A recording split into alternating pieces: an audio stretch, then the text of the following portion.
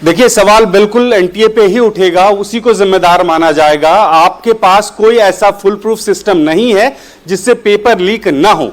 एक या दो बार की ऐसी घटना नहीं है, दर्जनों ऐसे मामले सामने आए हैं। अगर नीट की बात करें तो आपने बताया कि जैसे 2024 में भी ये हुआ था, उसके बावजूद भी अगर इस तरह की शिकायत आती है तो इसका सीधा सीधा मतलब है कि सरकार को सोचना पड़ेगा कि एनटीए किस तरह से फंक्शन कर रहा है और इसका औचित्य कितना है। अगर देश के तमाम प्रतिष्ठित एग्जाम के जो क्वेश्चन पेपर हैं वो एग्जामिनेशन हॉल पहुंचने से पहले ही लीक हो जाता है, 10 लाख 15 लाख 20 लाख रुपए में बिकने लगते हैं, फिर ऐसी एजेंसी की क्या जरूरत है? और इस एजेंसी का दुष्प्रभाव उन लाखों बच्चों पे क्या होता है, इसका आकलन आज तक नहीं किया जाता है। आप एक बच्चा जो 10वीं से लगातार कोशिश करता है नीट की तैयारी करने के लिए, कोचिंग वो 10वीं से शुरू कर देता है और 12th में जाने के बाद बहुत सारे बच्चे ऐसे होते हैं कि फिर 1-2 साल का और गैप देते हैं, फिर उसके बाद नीट का एग्जाम वो देते हैं और उसके बाद उनको पता चलता है कि उनका पेपर जो है वो कैंसिल हो गया। कैंसिल सिर्फ इसलिए कि देश के किसी एक सेंटर से ये लीक हो गया है और ये आम हो गया था, आम स्टूडेंट के पास ये पेपर पहुंच रहा है, 10 लाख 15 लाख रुपए में ये पेपर बिक रहा है। और ये सब कुछ अगर जिम्मेदारी की बात करें तो निश्चित रूप से एनटीए की जिम्मेदारी है। ये बेशक कहा जाए किसी एक सेंटर पे जहां पे प्रिंट हो रहा था वहां से किसी भी कर्मचारी की मिलीभगत है, लेकिन सवाल यह है कि इतने वर्षों के बाद भी ऐसे कर्मचारियों के ऊपर में दबाव बनाने में यह एजेंसी क्यों कामयाब नहीं हुई है? क्यों हर बार कोई दूसरा व्यक्ति आता है और इस तरह से पेपर लीक करके निकल जाता है आसानी से?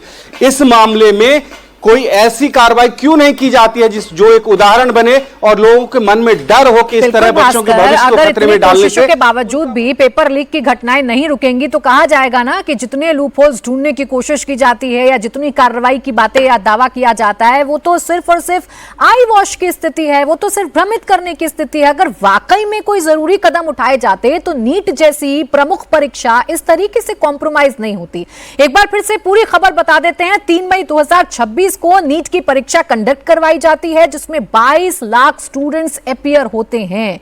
इसके बाद जानकारी मिलने लगती है, सोशल मीडिया पर यह खबरें फैलने लगती हैं कि यह परीक्षा कॉम्प्रोमाइज्ड हो गई है। सॉल्व्ड पेपर, ये जो गेस्ट पेपर हैं उसमें 700 में से 600 अंक के जो क्वेश्चंस थे वो पहले से ही आउट हो गए हैं, ऐसी जानकारी मिलने लगती है। हालांकि शुरुआत में इस पे कोई एक्शन नहीं लिया गया, शुरुआत में इनको अफवाहें भी बताया गया, लेकिन जब सीरियसली इस मामले की जांच शुरू होती है तो ये बात सच निकलती है कि हां भाई पेपर लीक हुआ है, जिसका नतीजा यह है कि अब इस परीक्षा को रद्द कर दिया गया है। इस परीक्षा को दोबारा कंडक्ट करवाया जाएगा, इस परीक्षा में दोबारा अब छात्रों को अपीयर होना होगा। अब ये तो ठीक है कि आपने परीक्षा रद्द कर दी क्योंकि पेपर कॉम्प्रोमाइज हुआ है, लेकिन क्या इस बात का कोई जवाब देगा कि वो 22 लाख स्टूडेंट्स जिन्होंने सालों साल मेहनत की है अब उन्हें दोबारा मेहनत करनी होगी, अब उन्हें दोबारा परीक्षा में बैठना होगा, दोबारा उनको मेंटल प्रेशर से भुगतना होगा, मेंटल प्रेशर से गुजरना होगा। इसके लिए जिम्मेदार कौन है? उन स्टूडेंट्स के साथ कौन खड़ा है और उन स्टूडेंट्स की नाराजगी को दूर कौन करेगा? एनटीए जैसी एक प्रतिष्ठित संस्था है जो इन पेपर्स को कंडक्ट करवाती है। 2024 में ऐसे मामले सामने आ चुके हैं, 2026 में भी ऐसे मामले सामने आ रहे हैं, तो कहीं ना कहीं लूप होल तो है ना, उसे पकड़ेगा कौन? इन पेपर लीक माफियाओं पर कार्रवाई करेगा कौन? ये वो तमाम सवाल हैं जो इन तस्वीरों को देखकर खड़े हो जाते हैं। इला खास भी मेरी सहयोगी भी इस वक्त हमारे साथ जुड़ गई हैं, उनके पास भी सीधा चल लेते हैं। इला, आप बताइए क्या जानकारी आपको मिल रही है? भाई स्टूडेंट्स का गुस्सा तो है, स्टूडेंट्स तो गुस्से में रहेंगे ही ना भाई, वो मेहनत करते हैं, इस आशा से परीक्षा में बैठते हैं कि अब आने वाले कुछ साल उनके बेहतर होंगे, लेकिन क्या परीक्षा रद्द हो जाती है कुछ पेपर माफियाओं की वजह से? बिल्कुल, और ये छात्रों के लिए बिल्कुल राहत की बात नहीं है क्योंकि पूरे साल वो तैयारी करते हैं, जिसके बाद वो एनटीए का नीट का एग्ज़ाम देते हैं और अब ये साफ हो गया है कि गेस्ट पेपर के जरिए किस तरह से पेपर लीक किया गया 600 अंकों का, जिसके बाद अब एनटीए ने ये साफ कर दिया है कि परीक्षाओं को कैंसिल कर दिया गया है। अब दोबारा नए एडमिट कार्ड जारी किए जाएंगे और नए जो सेंटर्स हैं उनकी भी लिस्ट जारी की जाएगी। वही एनटीए ने इस सभी जांच को सीबीआई को भी सौंप दिया है और साथ ही साथ ये अपने नोटिफिकेशन में जारी किया है एनटीए ने कि दोबारा रजिस्ट्रेशन फीस नहीं ली जाएगी छात्रों से, और जो दोबारा रजिस्ट्रेशन होगा और जो दोबारा जो पूरी परीक्षा होगी उससे छात्रों को राहत नहीं है क्योंकि वो पूरे साल लगा के परीक्षाओं की तैयारी करती है। देखिए, हम लोग अभी रास्ते में और कुछ ही देर में एनटीए भी पहुंच रहे हैं और एनटीए के अधिकारियों से जाकर के बातचीत भी करेंगे और सवाल करने की भी कोशिश करेंगे कि आखिर ऐसा क्यों हो रहा है? 2024 में हुआ, उससे पहले 2019 में भी इस तरह की परीक्षा लीक का मामला सामने आया था। 22 लाख से ज्यादा जो छात्र हैं उनका भविष्य पर अभी सवाल निशान जरूर खड़ा हो गया और एनटीए को उसकी जवाबदेही देनी होगी। बिल्कुल, एनटीए को इसकी जवाबदेही देनी होगी। और जैसा आप कह रही हैं इला कि अब एंट्रेंस फीस नहीं ली जाएगी या एग्जामिनेशन फीस नहीं ली जाएगी, तो ये कोई एहसान नहीं है जो एनटीए छात्रों पर कर रहा है। जरूरी ये होता कि एक बार आपने फीस वसूली है तो आप ऐसी व्यवस्था करते, ऐसा प्रॉपर सिस्टम बनाते, ऐसा चाक चौबंद व्यवस्था करते जिसका खामियाजा छात्रों को ना भुगतना पड़ता। नीट परीक्षा, आप सोचिए, सबसे प्रतिष्ठित परीक्षाओं में से एक है वो नीट परीक्षा, जिसमें 22 लाख स्टूडेंट इस आशा के साथ बैठे कि वो आने वाले वक्त में देश के डॉक्टर बनेंगे।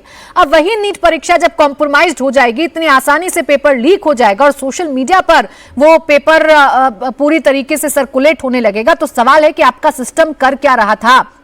एक बार फिर हम मनीष के पास जाए, उससे पहले रुचि मेरे साथ जुड़ गई हैं लखनऊ से।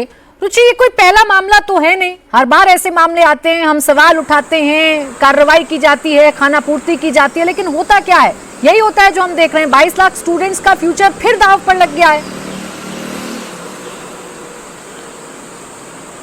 बिल्कुल, बहुत ही तकलीफ की बात है, खासतौर से उन बच्चों के लिए जिन्होंने बहुत मेहनत करके ये इम्तिहान दिया था। यूपी की अगर आप बात करेंगे तो करीब 4.25 लाख बच्चे नीट के एग्ज़ाम में बैठे थे। यूपी में करीब 12,000 सीट्स हैं मेडिकल की, और इन 4 लाख बच्चों ने बहुत ऐसे होंगे जिन्होंने पूरे साल, कई साल से उनकी मेहनत होगी, हो सकता है उनका इम्तिहान भी बहुत अच्छा हुआ होगा और वो सोच रहे होंगे कि वो क्वालिफाई कर जाएंगे और आने वाले दिनों में डॉक्टर बनेंगे, सेवा करेंगे। लेकिन ये जो पेपर लीक का सिलसिला है, ये छात्रों के लिए बहुत ज़्यादा तकलीफ देने वाला है कि सरकार ऐसे कदम क्यों नहीं उठाती। जो संस्था ये इम्तिहान करा रही है वो आखिर ऐसे कदम क्यों नहीं उठाती कि आज के दौर में पेपर लीक ना हो। पुराने ज़माने में तो ठीक है, टेक्निक नहीं थी, टेक्नोलॉजी नहीं थी कि पता नहीं चलता था पेपर लीक हो गया, लेकिन आज के टाइम पे ऐसा कैसे होता है कि हाथ से लिखा पेपर सर्कुलेट हो गया, पता नहीं चला, वही पेपर, उसमें से बहुत सारे क्वेश्चंस पेपर में आ गए। तो तकलीफ है छात्रों की, गुस्सा भी है, नाराज़गी भी है, लेकिन क्या करें। अब वो फिर से इम्तिहान की तैयारी करेंगे, फिर से जब डेट अनाउंस होगी फिर से जाएंगे इम्तिहान देने। और आप भी समझती हैं, कई बार ऐसा होता है कि बच्चे बहुत ज़्यादा पढ़ते हैं लेकिन कभी कभी उनका इम्तिहान ख़राब भी हो जाता है। तो उनमें से बहुत सारे ऐसे होंगे जिनका इस बार एग्ज़ाम अच्छा हुआ होगा, लेकिन अब जब फिर होगा तो वो गारंटी कि उतना ही अच्छा होगा ये दे पाना उनके लिए बहुत मुश्किल है। तो काफ़ी ज़्यादा गुस्सा, नाराज़गी इन छात्रों में है जो इस इम्तिहान में बैठे थे। और बड़ा सवाल भी है कि आखिर क्यों बार बार इतनी बड़ी परीक्षा के पेपर लीक कैसे हो जाते हैं।